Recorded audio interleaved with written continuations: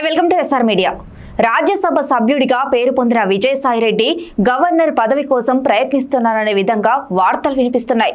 అయితే ఢిల్లీలో అందుకు సంబంధించి ప్రయత్నాలు జరుగుతున్నాయని, ఢిల్లీ పెద్దలను కూడా కలిసి తనను గవర్నర్గా పంపించాలని కోరుతున్నారనే విధంగా విజయసాయిరెడ్డి పైన వార్తలు వినిపిస్తున్నాయి.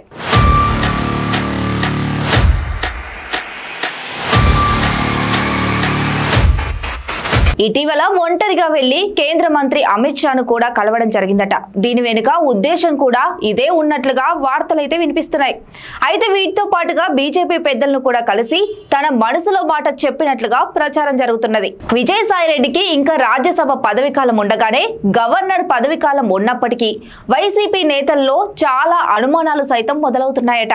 విజయసాయిరెడ్డికి వైసీపీ అధినేత జగన్మోహన్ రెడ్డికి మంచి సన్నిహితుడని కూడా చెప్పవచ్చు. అందుకే ఆయనకు 2 సార్లు రాజ్యసభ పదవి కూడా ఇచ్చారు. 2024 ఎన్నికల్లో విజయసాయిరెడ్డి నెల్లూరు పార్లమెంటుకు నిలబడినప్పటికీ ఓడిపోయారు. ఒకానొక దశలో వైసీపీ పార్టీ మెంబర్ 2గా పేరు పొందారు విజయసాయిరెడ్డి. అయితే మొదట వైఎస్ జగన్మోహన్ రెడ్డి ఉత్తరాంధ్ర బాధ్యతలను కూడా ఆయనకే అప్పగించారు. ఆ తర్వాత ఇతరాత్ర బాధ్యతలను కూడా అప్పగించారు. ఇంత ప్రియారిటీ ఇచ్చి విజయసాయిరెడ్డి ఎన్నికల ఫలితాల తర్వాత జగన్ కు దూరం అయ్యారని సమాచారం. జగన్ ను కూడా ఈయన కలవడం లేదని వార్తలు వినిపిస్తున్నాయి. అయితే వైఎస్ జగన్మోహన్ రెడ్డికి సంబంధించి అన్ని ఆర్థిక లావాదేవీలను అన్ని కూడా విజయసాయిరెడ్డి చూసుకునేవారు. ఇటీవలే 2024 ఎన్నికల్లో ఓడిపోవడంతో కాస్త నిరాశతో ఉన్నట్లుగా సమాచారం.